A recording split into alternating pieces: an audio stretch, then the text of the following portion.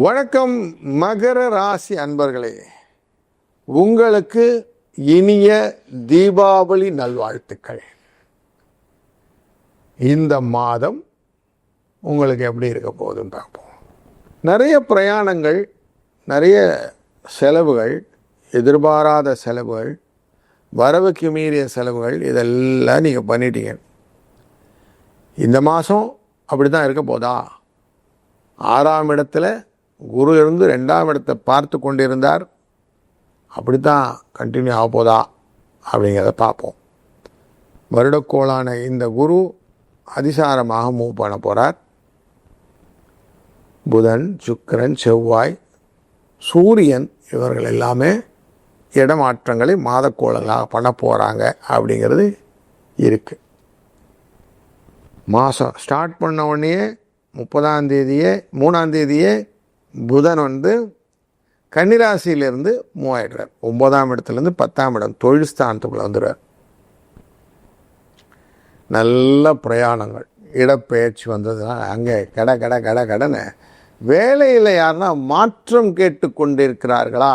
இதோ உங்களுக்கான மாற்றங்கள் கிடைக்கப் போகிறது. புத்திசாலித்தனமாக நல்ல இன்டலெக்சுவல் வேல்யூஸ்லாம் வச்சுருக்கீங்களா? உங்களுக்கான ரெகக்னிஷன் கிடைக்க போகிறது. புதுசாக மாற்றி யோசிக்கிற திறமை இருக்குதா? உங்களுக்கு தான் இந்த புதனின் மாற்றம் லாபத்தை கொடுக்க போகிறது.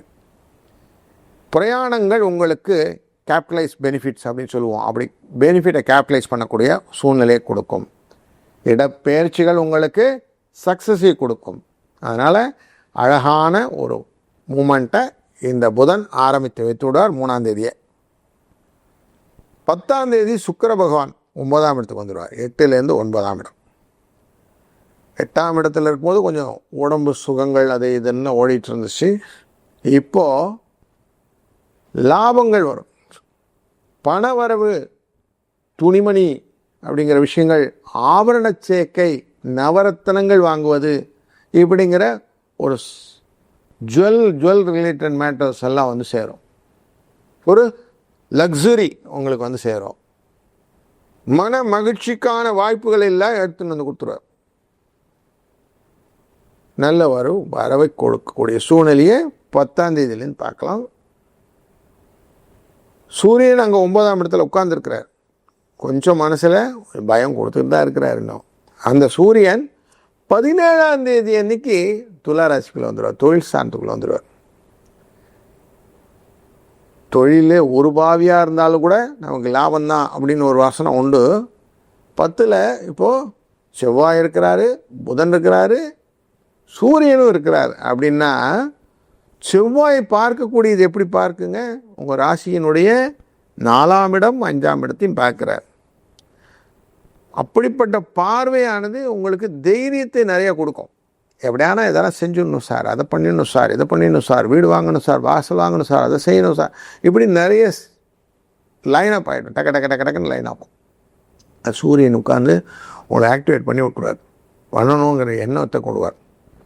பண லாபத்தை கொடுக்கக்கூடிய இடமான 10ஆம் இடத்துக்கு உட்காந்துட்டார். சூரியனால் தந்தையின் அனுகிரகத்தினால் லாபம் அப்படின்னு சொல்லுவோம்.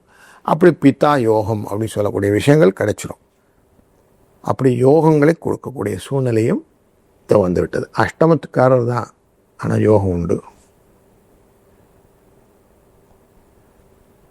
இந்த 18ஆம் தேதி குரு இப்போ இருக்கக்கூடிய மிதுனத்திலிருந்து கடகராசிக்கு அதிசாரம் வந்துடுவார். 6ஆம் இடத்துலேருந்து 7ஆம் இடம். உங்கள் களத்திர யோகம் அப்படிங்கிற விஷயங்கள் சுகத்தை கொடுக்கும். நல்ல ஒரு கணவன் மனைவி அந்யோன்யம் கிடைக்கும். ஃப்ரிக்ஷன் நிறையா இருந்தது இல்லையா, இது மாறும். எப்படி இருந்தவங்க இப்படி ஆயிட்டாங்க அப்படின்னு சொல்லுவாங்க இல்லையா அந்த அட்வர்டைஸ்மெண்ட்டில், அந்த மாதிரி கொஞ்சம் ஒட்டி உறவாடக்கூடிய சூழ்நிலை கிடைக்கும். பணமும் அதே மாதிரி வரும். தொழிலிலே மாற்றங்கள் உண்டாகும். ஏன்னா அவர் உட்கார்ந்து நேராக பார்க்கறது உங்கள் ராசியை மட்டும் பார்க்கறது இல்லை, லாபமான விருச்சிக ராசியும் பார்க்கிறார். உங்கள் ராசிநாதனா சனி பகவான் 3ஆம் இடத்துலையும் பார்க்கிறார். தன்னுடைய இடத்தையே பார்த்துக்கிறார். சொச்சாரமாக தன்னுடைய இடத்தையே பார்க்குறார். மீனராசியை பார்க்குறார். அப்படி பார்க்கறதுனால உங்களுக்கு லாபம் வருவதற்கான வாய்ப்புகள் பன்மடங்காக இருக்கிறது. அதனால் கொஞ்சம் பெருந்தொகை வருவதற்கு எதிர்நோக்கி இருந்தீர்கள் என்றால் இந்த மாதத்திலே அந்த தொகை உங்களை வந்து சேரும் அப்படின்னு எடுத்துக்கலாம். 18ஆம் தேதி மேலே. 24ஆம் தேதி விருச்சிக ராசிக்காரருக்கு செவ்வாயும் வந்துடுவார். 27ஆம் தேதி புதனும் வந்துடுவார். செவ்வாய் புதன் 2 பேருமே 24 27 வந்து லாபஸ்தானத்தில் வந்து உட்காந்துருவாங்க. இப்போ உங்களுக்கு ஃபுல்லாகிடும். சூரியன் 10ஆம் இடத்துல, 11ஆவது இடத்துல செவ்வாயும் புதனும் பார்வையில் குரு அப்படின்னு இருந்துன்னா நீங்கள் எதை செஞ்சாலும் லாபம் கொடுக்குமா கொடுக்காதா? நண்பர்கள் வழி லாபம் கொடுக்குமா கொடுக்காதா? அப்போ யோகமான காலத்தில் இருக்கீங்களா? ஆமாம், நீங்கள் யோகத்தில் தான் இருக்கிறீர்கள். மனதிலே தன்னம்பிக்கை வளரும். சில பிரச்சனைகளுக்கு தெளிவான யோசனைகளை அழகாக எடுத்துக்கொள்ளுங்கள். வீட்டிலே கலகலப்பான சூழ்நிலைகள் உண்டு. பிள்ளைகள் வழியிலே நல்ல விஷயங்கள் எல்லாம் செய்ய முடியும். நண்பர்கள் வழியிலே நல்ல விஷயங்கள், மகிழ்ச்சியான செய்திகள் வந்து சேரும். சகோதரர்கள் மூலியமாக அனுகூலமான செய்திகள் உண்டு.